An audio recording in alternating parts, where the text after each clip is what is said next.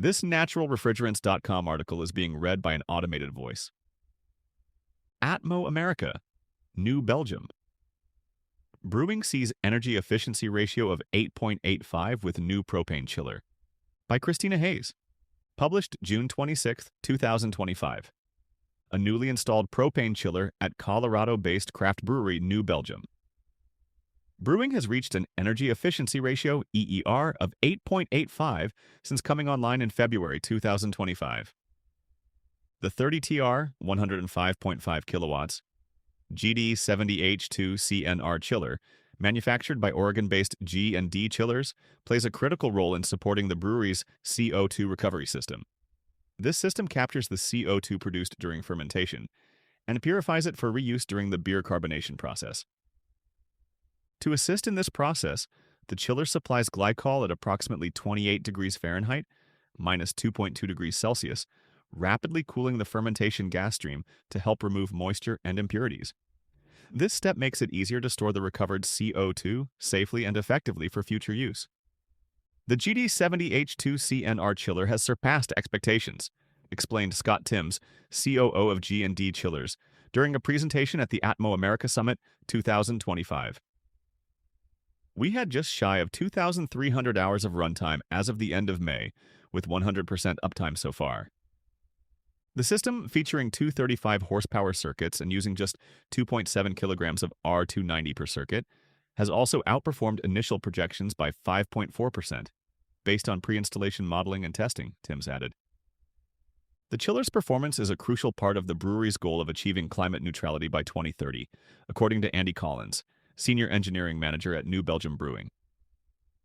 The CO2 recovery system's effectiveness in lowering Scope 1 emissions is directly tied to the uptime and performance of the GD70H-2 CNR chiller, Collins said in a customer testimonial.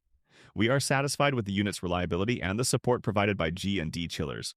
We are pleased that our partnership has successfully demonstrated the viability of R290 as an alternative to HFCs in a chiller of this size.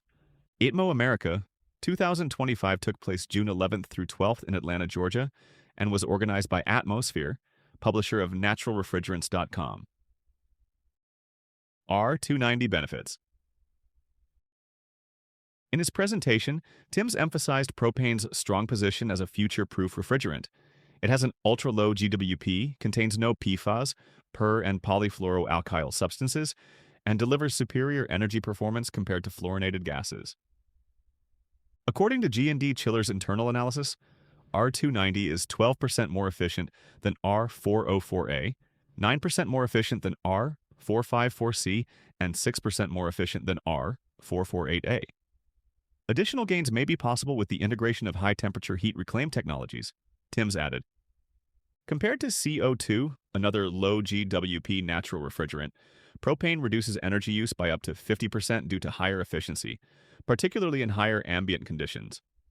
It also comes with lower installation and maintenance costs, making it attractive from both an environmental and economic standpoint.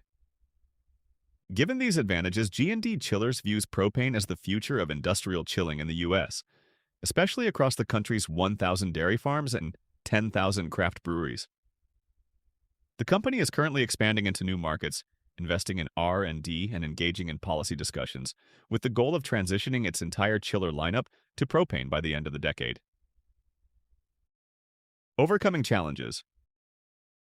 As one of the first manufacturers to commercialize propane chillers in the U.S., G&D Chillers has tackled key challenges head-on.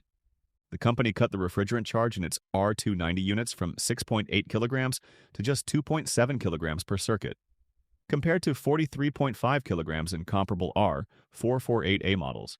Safety is built in with leak detectors and forced ventilation systems that trigger automatic shutdowns if a propane leak is detected.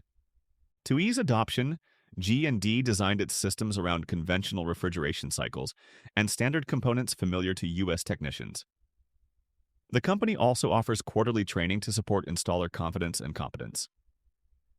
For real scalability, clear regulation is crucial, he added. While outdoor installation of R290 is permitted, there are no formal guidelines or standards, requiring site-specific approvals from local fire authorities. However, support from European partners like Frascold has helped G&D show that R290 is a proven and safe technology abroad. Cost has also been a barrier, but the situation is improving, Timms noted. Early R290 units were around 35% more expensive than A2L alternatives, but that difference is now down to just 2 to 3%. Moving forward, I expect propane to actually beat the A2L options, he said.